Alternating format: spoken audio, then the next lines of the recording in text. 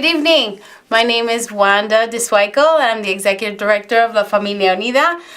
We're here again this month with our domestic violence hotline to talk to you about topics about domestic violence and the different issues and services that we provide as an agency. But as you've seen in the last couple of months, we've been interviewing community partners for the important reason that domestic violence is a big issue and it's complex in the different areas that affect the individual and the families that have dealt with, survived, are victims or perpetrators of domestic violence. So here today we have a terrific guest, Anna Meyer, who is the Executive Director of Taller de Jose, which is an agency located in Little Village. They are a phenomenal community partner of ours, and we've known Taller de Jose since, so we've been around for 20 years, and Taller has been for 10 years, and just celebrated their anniversary. So Anna, thank you so much for being having here. Me. And I would like Anna to tell us a little bit about Taller de Jose and your history as an agency, what services you provide, and your role within the organization. Wonderful. Well, thank you so much for the introduction, Wanda. We're thrilled to be here as well, and thrilled to have such a great partnership with you as well. So as Wanda mentioned, Taller de Jose is 10 years old. We were founded in the Little Village community around 2008, and we were founded by the Congregation of St. Joseph, which is a congregation of Catholic women religious sisters who had connections with a parish in the Little Village community and heard through that connection that there was some support that the sisters could offer to that community. So it started through conversations and really just listening and saying, how can we provide you with some support? And what the sisters heard from community members was that there were certain needs for access to health, legal, social services in the community, but that community members faced barriers in accessing them. So whether that was language barriers, transportation, cost of services, or just kind of a lack of knowledge or fear about how to navigate some of those services. And so the sisters decided to offer what they called accompaniment. And our goal really was to serve as the bridge between services to help people overcome those barriers and however those might be in that particular circumstance. So we opened our doors in 2008 and served around 150 people that year, and then with just a staff of 2 or 3. And now we have a staff of around 14 and are serving between 800 and 1,000 every year. And that's helping people with a wide variety of services. And our goal is really to be client-centered and client-driven. So looking at how we can support people in achieving their goals and really serving a wide variety of needs. So we work really hard to make sure that our services are free of charge, because we know that cost of services is often a barrier to accessing services, and that all of our staff are bilingual English and Spanish, because that was, again, language barriers was one of the major hurdles that people were facing in accessing services. Now, I'm not only a supporter of Taller de Jose, but we definitely, as I've said, we're community partners for many years. And I think it's important to point out that Taller de Jose is not a direct service. And so what Anna just explained is a fantastic resource to have, because when we as La Familia Unida will serve someone directly who comes for counseling, who comes for a group that we provide. But there's clients, participants that have different needs that they will have to access, and they'll ask us, and thankfully and wonderfully, because of an agency like Taller de Jose, we will refer them, and it's walking distance from our agency, and it's fantastic for them to be able to talk to someone and go through the process of discovering what is it they need and how to get it. And that's what's so wonderful and important when it comes to services, since services can be hard to navigate. So another question that I have for Anna is that, since the focus of our hotline show is domestic violence, domestic abuse, please describe how Taller supports persons affected by domestic abuse that come looking for resources. Absolutely. And I'm glad you helped clarify that as well. We're really fortunate to partner with over 150 different organizations, and we know that our role really is to not only build relationships with community members, but our community partners in a wide range of services. So that's how the strength of our partnerships enable us to do our work. And so in particular in the realm of domestic violence or domestic abuse, sometimes we'll see individuals who maybe come to us as the first person that they're reaching out to. Perhaps they're still in a situation of violence, and so we do our best to connect them with organizations like Familia Unida or with crisis lines to really give them opportunities to talk about what their choices are. Safety planning, really help kind of just a basic crisis response.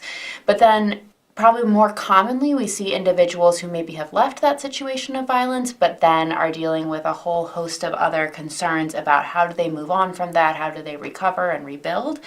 And so we'll walk with individuals and connect them with legal resources a lot of times, whether that's family law or connecting with orders of protection, and walking them through that process, not only because the legal system is complex and challenging, but also because it can be re-traumatizing, bringing all that up again. So having a companion, somebody to walk with you through that process, can be really helpful. And then we also maybe will connect people with services for housing, perhaps some financial assistance, and then as well, one of the big areas are working with individuals who are applying for immigration relief that might be available to survivors of violent crimes or domestic violence, and helping them gather all the supporting documentation. Again, that can be a re-traumatizing experience, reliving a lot of that, and supporting people in navigating some of those complex systems. Mm-hmm. So don't be overwhelmed, viewers. I listened to Anna with the open heart and mind because we've definitely been working together for a long time. So for me, it's not overwhelming anymore, but I'm sure for someone who's viewing this for the first time and says, well, what is she talking about? I think it definitely is why an agency like Taller de Jose exists, because they're able to help you connect the dots. And that is why I thought it was important to have her here today and also talk about how we partner together, because the pieces of the puzzle are important to figure out many times. Like a service such as for immigration services, you would think it's a one-stop shop. For domestic violence, a one-stop shop, but it's not. Unfortunately. So services like that have to also deal with court and court mandates and court orders sometimes can be, even for me, when I help someone do it, I need help to figure it out from the beginning. So anyone who has no idea where to go first, it is a very complicated situation. And again, look at the number on the screen. If you have any questions, please give us a call so we can clarify anything that you'd like to ask us regarding the services that Taller provides, or even our agency, La Familia Unida. So another question, Anna, is since you work with persons who come from all over the city, what do you believe have been some of the greatest challenges in helping persons afflicted by domestic violence? Mm-hmm. Well, I think some of it is kind of what you were just mentioning, is the complexity of the issues, right? Is that it's not just one stop and that kind of resolves things, but it's the multi-layered, and sometimes individuals will come in and you hear the whole story, because our goal really is to listen to people first and foremost and to be a companion.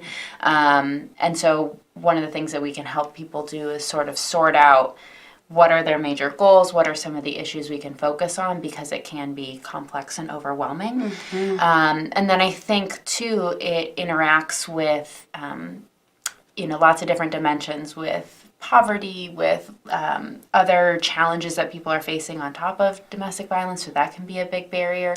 And then just kind of some of the complexities of the system, like we talked about, challenging even for someone who's an expert in them. Mm-hmm. But, I mean, luckily there are so many organizations like La Familia Unida, like some of our other partners, that are there to support people, and it's helping people really get connected in with the resources that are available. What do you think are some of the trainings that compañeros, so if you want to, so the name of the persons who help those who come to Taller de José are compañeros and compañeras. So, which is, I think, is a fantastic term, to use for someone who's going to accompany, or it's called accompaniment. Right. So accompany persons to court or to downtown to a particular appointment. So how does that work? What would be, let's say, a typical day for a compañero or compañera?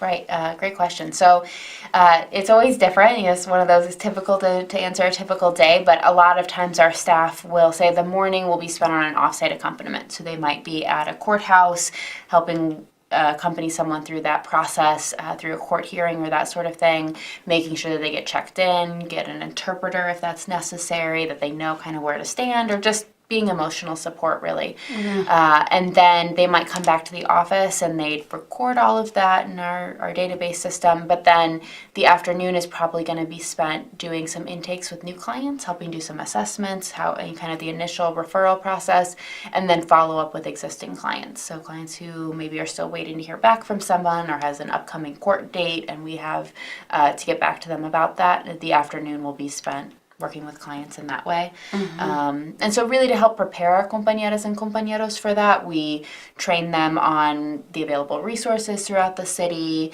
navigating those, how to use public transit if they're new to that, and then have them shadow existing staff members. So this is the courthouse that we go to and walk them through the process.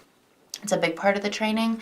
But really one of the big things that we always try to train people on is you don't have to have all the answers, but it's just about problem solving, and it's about being with people. Because we can, even if it's a new situation, we're going to do our best to ask good questions and to help people navigate those processes and do a lot of critical thinking and problem solving.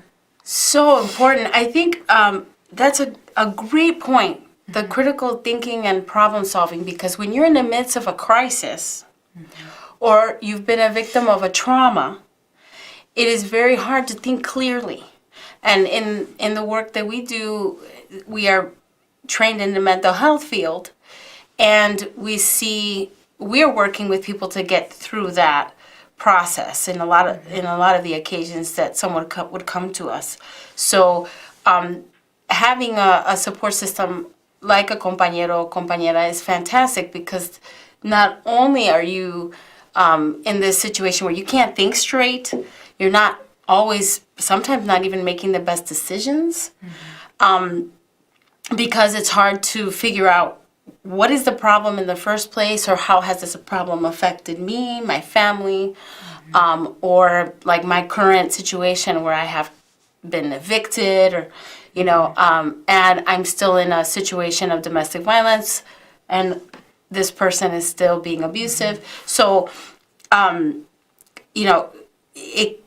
if it's overwhelming for the persons who are listening to the story, it could, it's 100 times more overwhelming for the persons who are living that situation. So I think it's a key to have a support system that's going to help you navigate that, figure it out slowly, even if it's just like the first step. Absolutely. And I think you hit on something really important too, that it's not just the person who maybe is the primary victim of violence that is affected, but children, extended family members. And so you asked about kind of what are some of the complications that you see when you work in this field, and it's like all of the other people that are affected by it, and how you're supporting both the victim, but then other family members connected as well. So we've spoken about this before, but we have spoken in the past about serving perpetrators of domestic violence as well, people who have used violence against their partner, and they come looking for services, and then you don't know all the time what their situation is until later on when you get to know the person. Right. So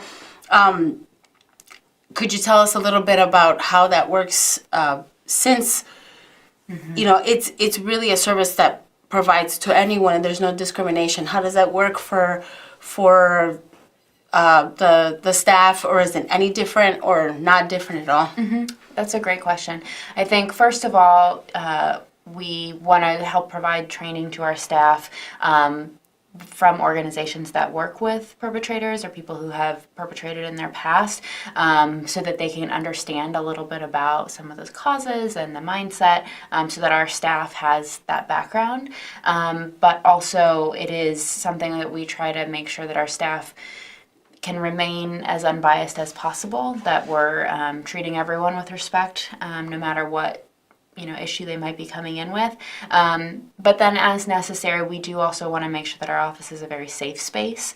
And so responding, bringing in organizations to consult with us to how do we make sure that we keep all of our clients safe, no matter what their background is. And so we rely really heavily on our partners to consult with us about that as well.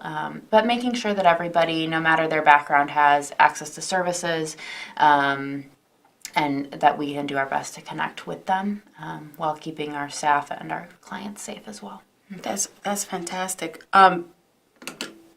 So you did say that all your staff is bilingual, or? Correct. Okay. So you said that the languages that you primarily serve are English and Spanish. And one question I have is if there are other languages that come to the door, and what would they possibly be, and how you would navigate that?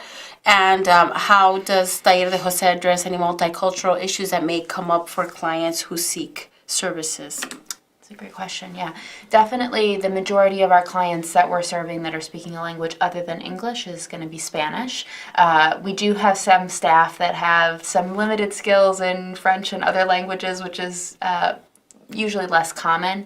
I would say typically if it's an issue, especially like domestic violence, where you really want to make sure you can understand it, if the individuals we're serving isn't able to speak English or Spanish, we do our best to refer them to an organization that maybe has that language capacity, or with some organizations that can provide translation. But then I think we certainly run into dealing with a lot of kind of issues about cultural competency and cultural humility, and certainly recognizing that each client is bringing their own cultural background with them. I think one of the big issues we run into, especially connected with domestic violence, is whether certain communities feel safe interacting with law enforcement or going to a courthouse or a government building, and how that impacts their willingness or ability to access some of those services that are available to them. And so really trying to be respectful of where those clients are at and how we can best support them, but recognizing where some of those fears are coming from. That is really a tremendous point, an excellent point. I hear you that there are clients who are going to be apprehensive in some situations. I'm hearing from you, and they may feel uncomfortable or unsafe in certain with certain organizations or government agencies, in which it could be for whatever reason. We cannot assume that we know. And so to be able to guide them through that is such a fantastic process that I admire very much about Taller de Jose, but for the viewers also to understand that a service like Taller de Jose or a service like La Familia Unida is not going to impose any cultural values, impose any service and say you have to do this or you have to do it. And I think having a program that'll be with you and say, we'll meet you there, we'll take the bus with you, we'll take the train with you. I think that's a relief. For other agencies too, because they'll be like, I can't go. Not everyone has case management services, and even agencies that have case management are overwhelmed. Can't always accompany their clients. So, since we have a little bit more time, would you like to tell us a little bit more about the process of talking about domestic violence to your staff. Regarding safety, is there like a safety plan that you talk to your staff about regarding victims? That's, I think, significant, especially if they're new, because some are volunteer and some are staff, right? Right, yeah. And I think, so one of the things we like to do is really rely on, I've mentioned this before, but the expertise of our partners. So we have a domestic violence advocate who's actually at our location 2 days a week from another organization from Saracen. And so bringing her in as an advocate to talk with our staff and really give an extensive background about domestic violence. And I think one of the things that's really helpful that she's able to share with our staff is talking about domestic violence. It's not a linear process, right? There are going to be lots of ups and downs and what you may perceive as step backwards and steps forward. And so recognizing that we aren't judging people in that process and learning how to best support people in something that's going to not be linear. But then also working with staff, like you said, about safety planning. And I think one of the things, too, is recognizing what our limits are. So this is something that we can assist with, but maybe this is getting to a realm where we really need to bring in a specialist. They need to get referred to somebody who has a lot more expertise in this area. And I think that's absolutely okay, of knowing what our boundaries are and being able to make sure that people are getting quality information and access to those services, especially if safety is a concern, both for the client or for our staff and that sort of thing. That's such a great point. I think respecting other services is and their expertise is fantastic. But I think that's so professional to know what our limits are.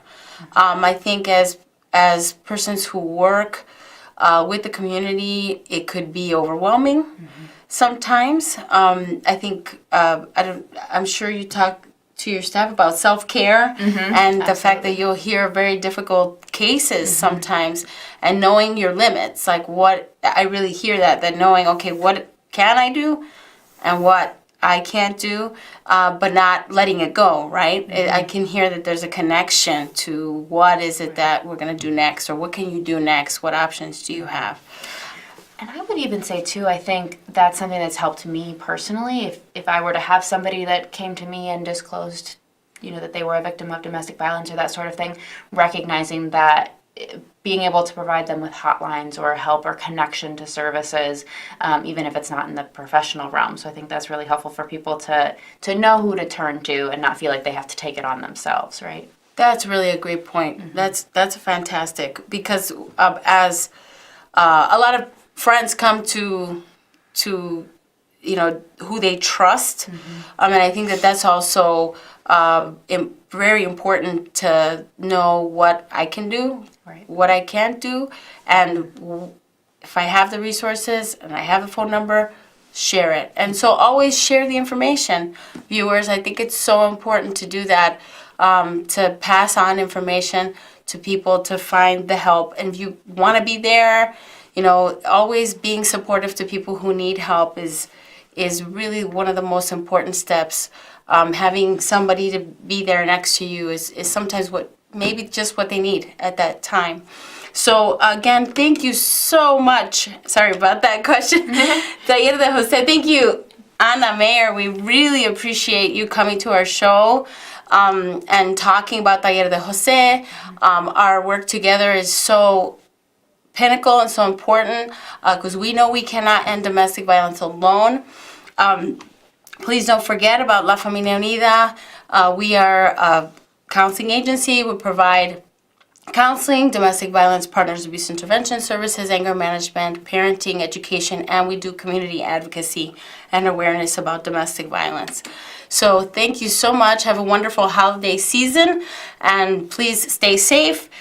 Be nice and kind to each other, and we will see you next month. Thank you.